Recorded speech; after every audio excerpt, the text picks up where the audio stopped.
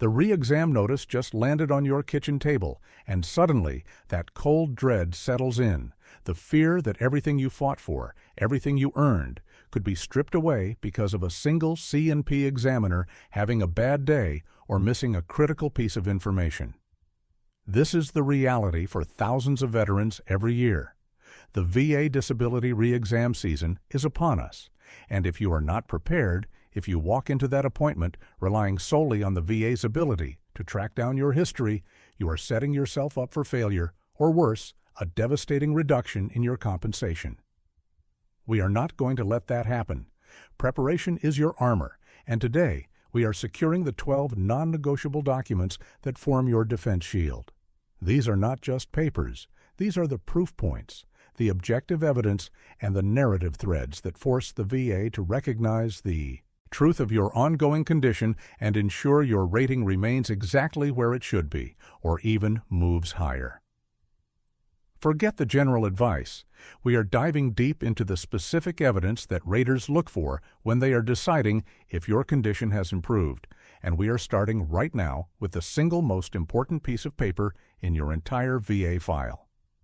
You absolutely must secure and meticulously study the original rating decision letter, the very document that first established your service connection and assigned your percentage. Why is this document number one? Because it sets the baseline, the historical benchmark against which your current condition will be measured during the re-examination. The VA examiner is not looking at you in a vacuum.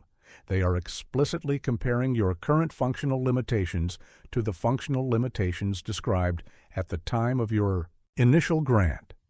If you do not know the exact language the VA used to justify your initial rating, the specific symptoms, the specific functional losses, you are walking into the re-exam blind, unable to articulate why your condition has not magically improved. You need to know if the VA granted your initial rating based on frequency of treatment, severity of pain, range of motion limitations, or occupational impairment, because those are the exact metrics the new C&P examiner will be testing.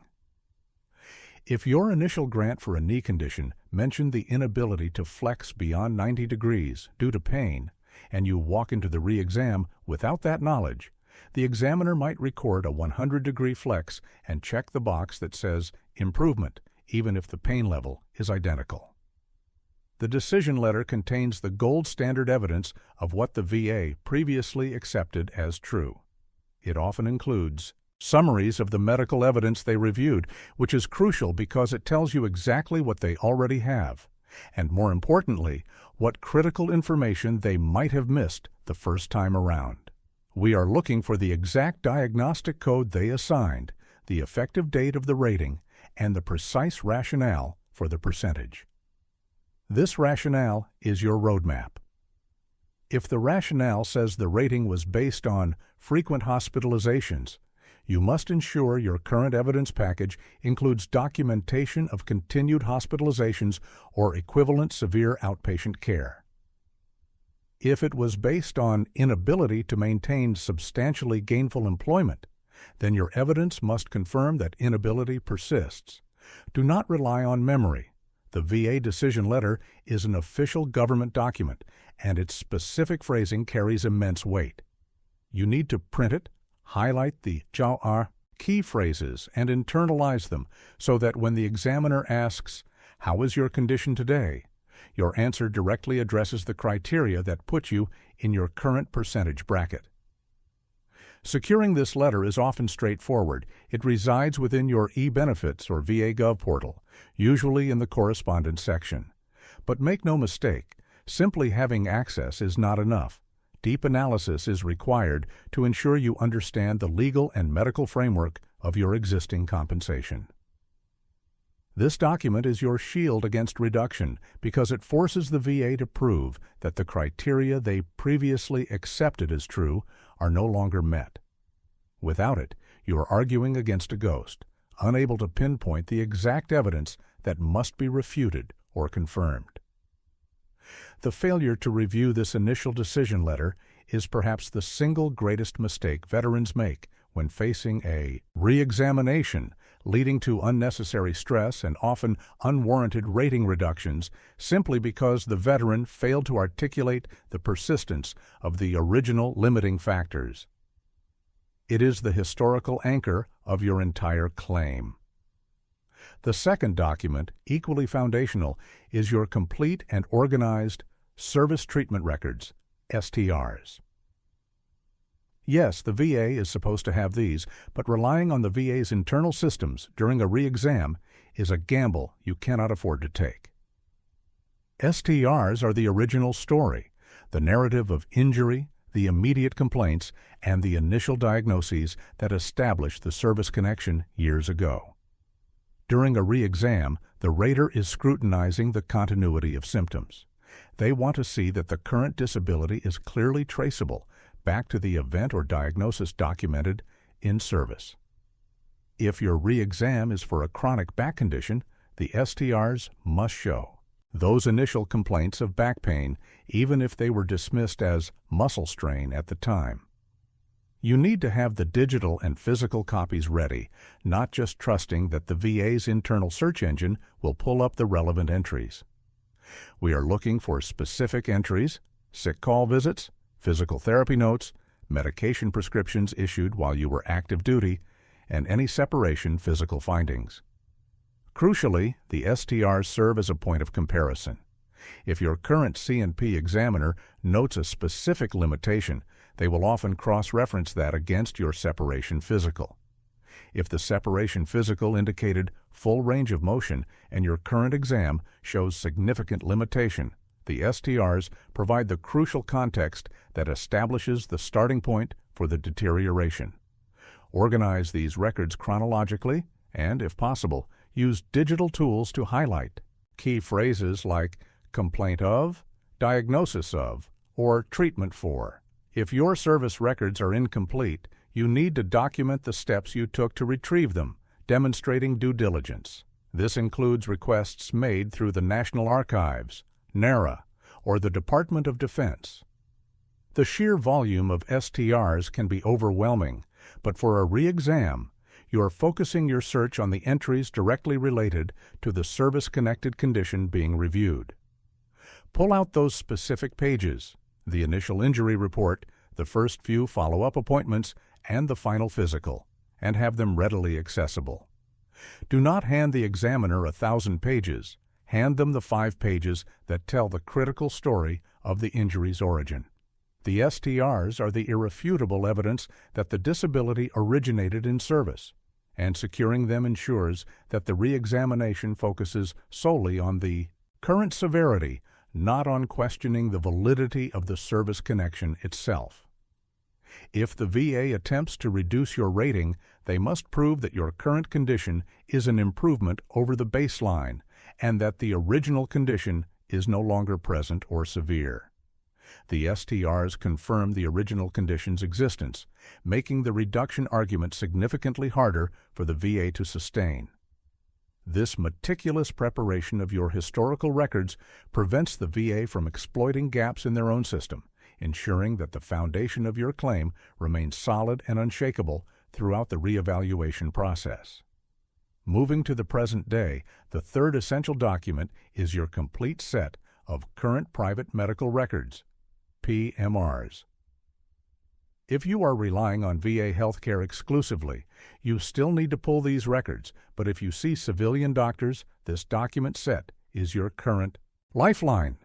The VA re-exam is often a snapshot, a single 15-minute appointment, but your private medical records provide the continuous, longitudinal evidence of your condition's severity over time. They demonstrate consistency of care, the progression of symptoms, and the need for ongoing, often intensive, treatment. The VA rater is looking for evidence of improvement. The PMRs are your proof that no such improvement has occurred. We are talking about every doctor's visit, every specialist consultation, every physical therapy note, and every mental health session since your last rating decision. The key is timeliness and relevance. For a re-exam, the VA is typically concerned with the 12 to 24 months preceding the scheduled C&P exam. Your PMRs must clearly reflect a pattern of persistent, severe symptoms requiring frequent intervention. If your condition is mental health related, the IIS notes must detail the frequency of suicidal ideation, the persistence of isolation, and the inability to maintain social or occupational functioning using the language of the rating schedule. If it is a physical condition, the records must show continuous pain management, injections, referrals for surgery, or the failure of conservative treatments. Do not simply submit the raw files, you must organize them. Create a chronological index and use tabs or digital bookmarks to highlight the most relevant entries. The latest diagnosis confirmation, the notes detailing the most severe functional limitations, and any recommendations for future aggressive treatment.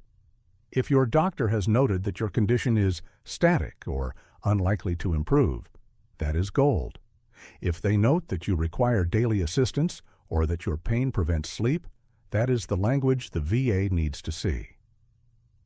Remember, the VA often prioritizes objective medical evidence from treating physicians over the subjective findings of a VA contract examiner who has just met you. Therefore, the depth and consistency of your PMRs are crucial. Failure to provide comprehensive, well-organized PMRs allows the C&P examiner's limited, one-time observation to carry disproportionate weight. Securing these records often requires submitting a HIPAA release form to every civilian provider you have seen. Start this process immediately, as it can take weeks or months for large medical systems to fulfill these requests. This document set proves that your life is still dictated by your service-connected condition, not just on the day of the exam, but every day leading up to it, providing the necessary depth to counter any brief, potentially dismissive C&P assessment. The sheer volume of treatment and the consistent clinical findings documented by your treating physicians provides an insurmountable wall of evidence against any claim of medical improvement. The fourth absolutely vital component, particularly for re-exams where subjective severity is paramount, is the submission of powerful, detailed lay statements and buddy letters. These are the statements from non-medical personnel, friends, family, former colleagues, or military peers who have witnessed the severity of your disability and its impact on your daily life. The VA rating schedule, especially for mental health and chronic pain, relies heavily on functional impairment. While doctors provide clinical diagnoses, lay statements provide the real-world proof of how your disability affects your ability to work, socialize, and perform activities of daily living. For a re-exam, the lay statements must focus on the lack of improvement since the EDIS initial rating was granted. They are not simply saying he is still in pain. They must detail specific changes and limitations they have observed over the past few years. Use VA Form 21.2.7, the Statement in Support of Claim, for every single one of these submissions. This form ensures the VA recognizes the document as official evidence. What makes a lay statement powerful? Specificity. Instead of, "he has trouble sleeping," the statement should read, "Since his rating in 2018, I have witnessed him wake up screaming 3 to 4 times a week, drenched in sweat, unable to return to sleep, which directly impacts his ability to function the next day." If the condition is physical, the statement should detail the inability to perform household chores, the need for assistance getting dressed, or the frequency of mobility aid use. For buddy letters, statements from those you served with. They are crucial for reinforcing the origin story found in the STRs, but for a re-exam, their focus shifts to the persistent functional limitations. They can attest to failed attempts to return to specific hobbies or activities they once enjoyed together. The key strategy here is to obtain statements from individuals who have seen you both at your worst and during periods when you attempted to function normally, demonstrating the intermittent but persistent severity of your symptoms. Crucially, the lay statement provides an external validation that the C&P examiner cannot easily dismiss as veteran self-reporting. If three separate unrelated individuals, a spouse, a friend, and a former supervisor, all attest to the same specific functional limitations, the weight of that evidence becomes enormous. Secure at least 3 high-quality, detailed lay statements that cover different aspects of your life, home life, social interaction, and occupational attempts. Review them carefully to ensure they align with the symptoms listed in your medical records and your own personal statement.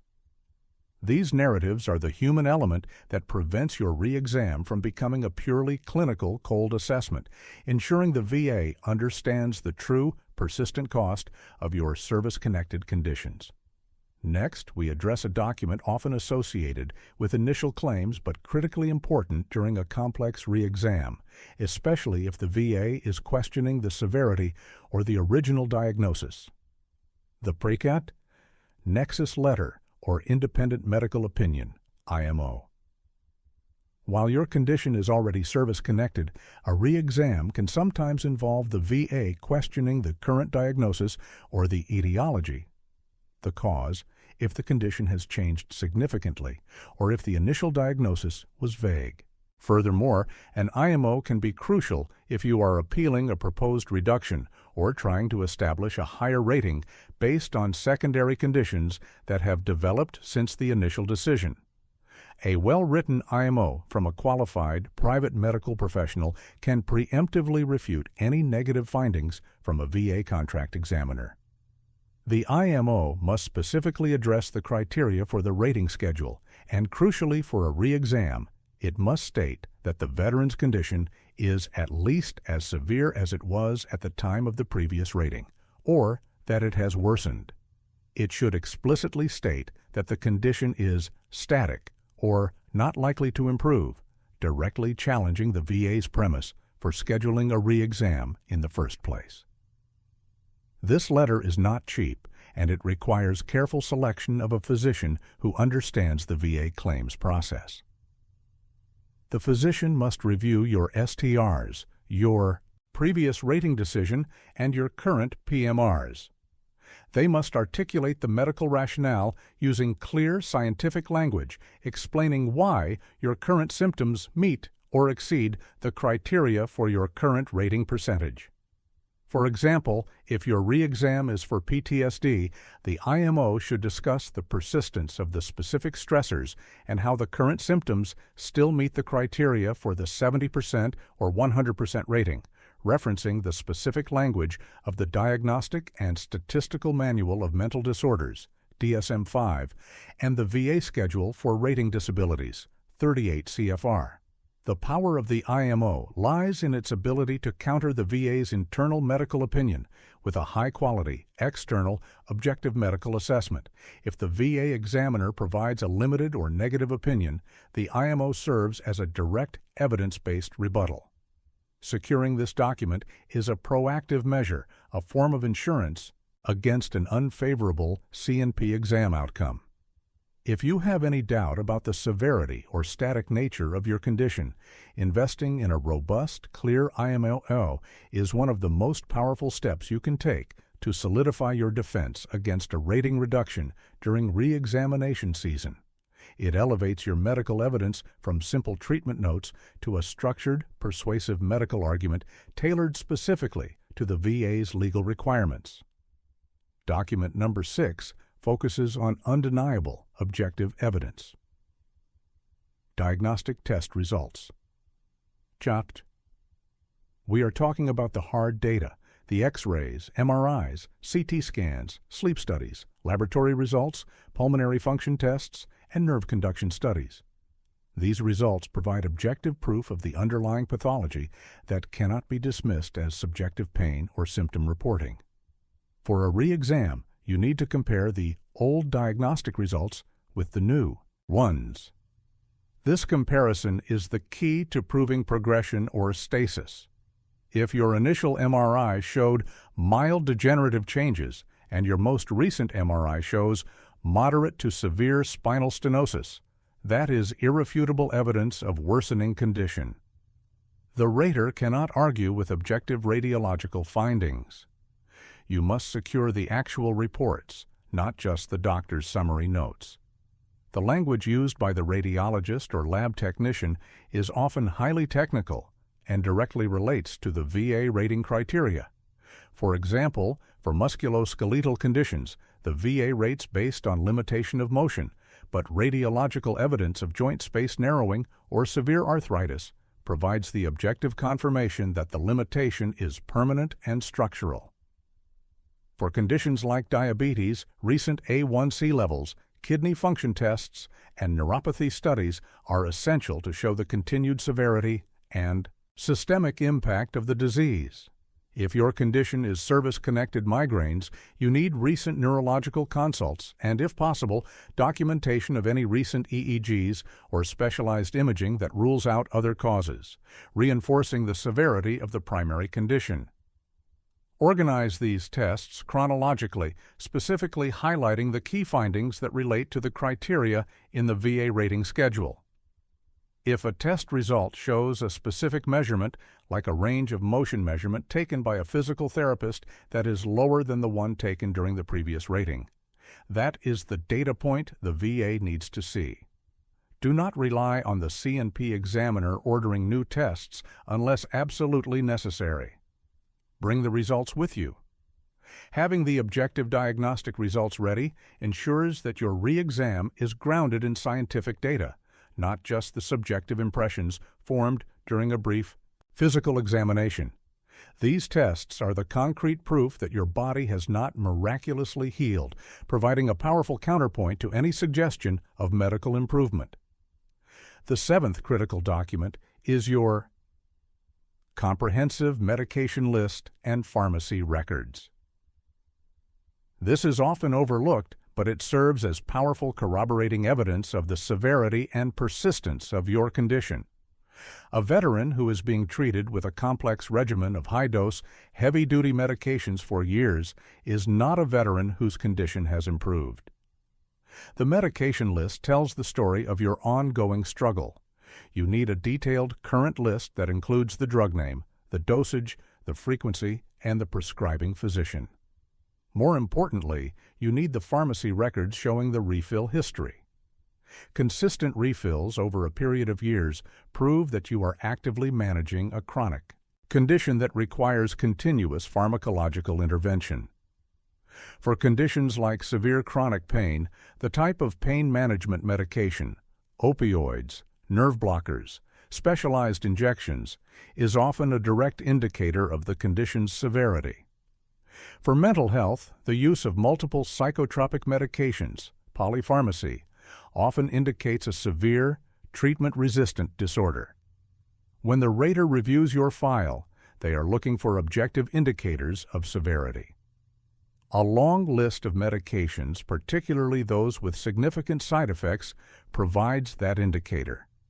Furthermore, if you are claiming secondary conditions, e.g. GERD, due to NSAID use for back pain, the medication list provides the explicit evidence of the causal link.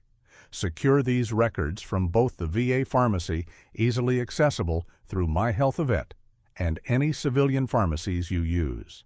Highlight the medications that are specifically used to manage the most debilitating symptoms. If you have had to switch medications frequently due to lack of efficacy or severe side effects, document that as well. It proves the recalcitrant nature of your illness. Do not underestimate the visual impact of a long, persistent list of powerful medications. It speaks volumes about the daily reality of managing your service-connected disability and serves as a silent witness against any claim that your condition is mild or improved. For document number 8, we focus on compliance and consistency. Your NE, VAI appointment, history, and attendance records. While the VA has this data internally, you need to pull the complete history to ensure accuracy and to demonstrate your diligence in seeking treatment. A re-exam can be triggered by a perceived lack of treatment or improvement, and the VA often looks for gaps in care.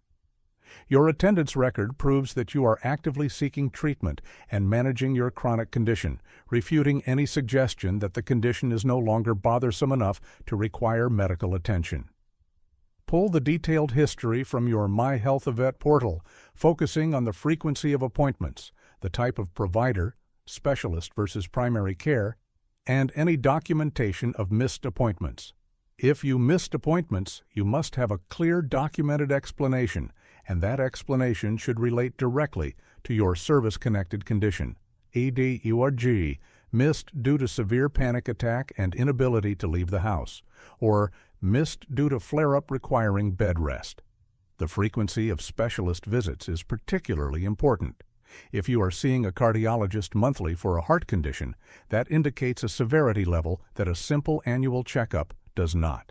Organize this history to show a steady, ongoing pattern of engagement with the healthcare system. This document set is less about proving the diagnosis and more about proving the need for continuous intervention.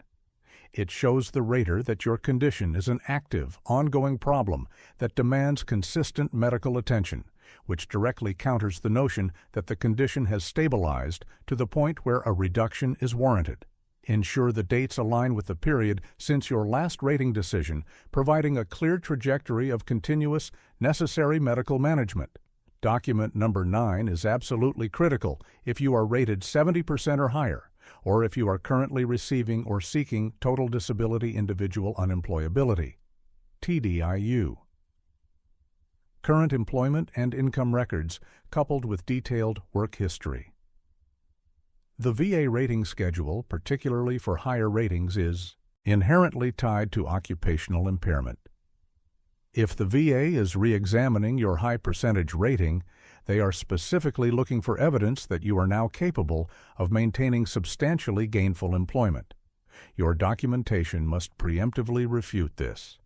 This includes tax records, W-2s, 1099s, or Schedule C filings for the past 5 years, showing a pattern of sporadic or failed work attempts or income below the poverty line, which is often the threshold for substantially gainful employment. More importantly, you need a detailed narrative of your work history since your last rating. This narrative should focus not just on if you worked, but how the service-connected condition interfered with that work. Include documentation of accommodations requested, frequent absences, disciplinary actions related to symptoms, any e.g. irritability leading to termination, or inability to meet physical demands, or periods of unemployment directly attributable to your disability. If you attempted to work but had to quit within a short period, the dates of employment and the termination letter, if available, are crucial. This demonstrates that while the desire to work might be present, the functional limitations imposed by your service-connected condition are insurmountable. If you are currently working in a protected environment or a family business where accommodations are made, you must document those accommodations explicitly, proving that the work is not substantially gainful in a competitive market. For those seeking or maintaining TDIU, this evidence is the core of your claim.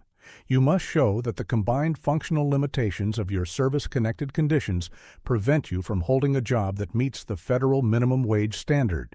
Do not let the VA assume that because you held a job for 6 months, you are capable of long-term employment. Provide the evidence that shows the functional reality, the days you missed, the accommodations required, and the ultimate reason the employment failed. This comprehensive documentation provides the hard financial proof that your service-connected disabilities continue to impose severe occupational limitations, making a reduction in rating or a challenge to your TDIU status medically and legally indefensible. The 10th document, and one of the most powerful tools in bridging the gap between clinical notes and daily reality, is your HOPPA Detailed Symptom Log or Pain Journal. The C&P exam is short, but your life is 24/7. This journal provides the daily, granular detail of your functional impairment since your last rating decision. The VA examiner is trained to spot inconsistencies between your reported symptoms and your demeanor during the exam. The symptom log provides objective, consistent documentation of the severity and frequency of symptoms outside the clinical setting. This log should be maintained for at least 6 months prior to the re-exam notice, but ideally continuously. What should it include? Date, time, specific symptom, DG, shooting pain in left leg, severe panic attack, migraine aura, severity rating, 1 to 10, duration, triggers, and, most importantly, the functional consequence. For example, instead of writing back pain, the entry should read 8/15/2023, 10 hours a.m. Pain spiked to a 7 while bending to tie shoe. Required 45 minutes of lying flat on the floor to reduce spasm. Unable to drive or sit at desk for the remainder of the day. For mental health, the log should track isolation, inability to focus, outbursts, and sleep disturbances, detailing how these symptoms prevented social interaction or basic self-care. This journal is a powerful tool because it provides a consistent, detailed narrative that is difficult for the VA to ignore. It transforms subjective statements into a structured, longitudinal data set. When you walk into the re-exam, you can confidently refer to the specific dates and severity levels recorded in your journal, demonstrating that your current statements are based on meticulous observation, not just exaggeration or memory. This level of detail shows the VA that your condition is not just something you think about when you have an appointment, but a relentless, daily struggle that dictates your functional capacity. The symptom log is the undeniable record of your daily reality, a crucial defense against the often limited scope of the C&P examination. Document number 11 complements the lay. Statements by focusing on the most intimate impact of your condition. Spouse or caregiver. Statements detailing assistance. Required. While general lay statements cover social and occupational impact, statements from those who live with you or provide daily care are essential for documenting the functional loss within the home environment. The VA rating schedule looks at the ability to perform activities of daily living, ADLs. A spouse's statement provides irrefutable evidence of the need for assistance with basic tasks. This statement should go beyond "they are moody" or "they hurt." It must detail the specific required assistance. For example, since 2020, I have been required to cut his food and assist him with bathing 3 times a week due to the severe weakness and tremors in his hands caused by his service-connected condition. Or, I am required to manage all household finances, appointments, and transportation because his PTSD causes such severe disorientation and paranoia that he is unable to handle public interactions. The statement should also detail the impact on sleep, the management of medication, and the frequency of emotional crises that require intervention. The depth of the functional loss described by a caregiver is often the deciding factor in cases where the veteran is near the 100% rating or is applying for SMC, Special Monthly Compensation. This documentation proves that the disability is so severe it requires ongoing, daily assistance from a third party. Secure this statement on the official VA Form 21-210, ensuring it is dated and signed under penalty of perjury. The caregiver's statement provides a level of detail and intimacy that a C&P examiner who only sees you for an hour can never replicate, painting a complete picture of the persistent, high-level functional impairment that necessitates maintaining your current disability rating. Finally, the 12th document you must secure, study, and apply to your evidence is not a medical record, but the rulebook itself. The VA Schedule for Rating Disabilities, 38 CFR, Part 4. This is the legal and medical framework the VA uses to assign percentages. You must secure the specific criteria for the diagnostic codes related to all your service-connected conditions being reviewed. Walking into a re-exam without knowing the exact criteria for your current rating and the criteria for the next lower rating is professional malpractice against yourself. The VA examiner is tasked with filling out a Disability Benefits Questionnaire, DBQ, and that DBQ is structured around the language of the rating schedule. If your current rating is 50% for a mental health condition, you need to know exactly what symptoms, e.g., occupational and social impairment with reduced reliability and productivity, are required to maintain that 50% rating, and what symptoms, e.g., occupational and social impairment with deficiencies in most areas, would push you to the 70% level, and what symptoms would drop you to the 30% level. By knowing the criteria, you can frame all your evidence, your symptom log, your spouse's statement, and your personal statement, using the VA's own language. When the examiner asks about your functional limitations, your answer should implicitly address the criteria. For a musculoskeletal condition, if the 20% rating requires limitation of motion to X degrees, you must ensure your evidence clearly shows that your current range of motion is still at or below that X degree mark, or has worsened.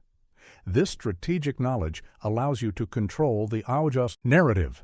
You are not just reporting symptoms, you are providing evidence that directly maps onto the legal requirements for your current level of compensation. Secure a printed or digital copy of the relevant sections of 38 CFR Part 4. Highlight the key phrases and ensure every piece of evidence you submit uses terminology that resonates with the VA's own legal definitions of disability severity. This document transforms you from a passive participant in the re-exam process into an informed advocate, capable of ensuring that the evidence presented is the evidence required to maintain your earned benefits. Do not wait for the re-exam notice to panic. Start securing these 12 documents today. Your original rating decision letter provides the crucial historical benchmark. Your service treatment records confirm the Service Connection Foundation. Your current private medical records offer the ongoing objective medical narrative. Lay statements and buddy letters provide the essential real-world functional proof. A Nexus letter, or IMO, offers a preemptive medical defense against reduction. Diagnostic test results provide irrefutable objective data on pathology. Your medication list and pharmacy records prove the persistence and severity of your condition requiring heavy intervention. Your VA appointment history proves your diligence in seeking continuous care. Current employment and income records, along with your detailed work history, defend your occupational impairment claim. Your detailed symptom log transforms subjective pain into objective data. Spouse/caregiver statements provide intimate proof of functional loss in daily living.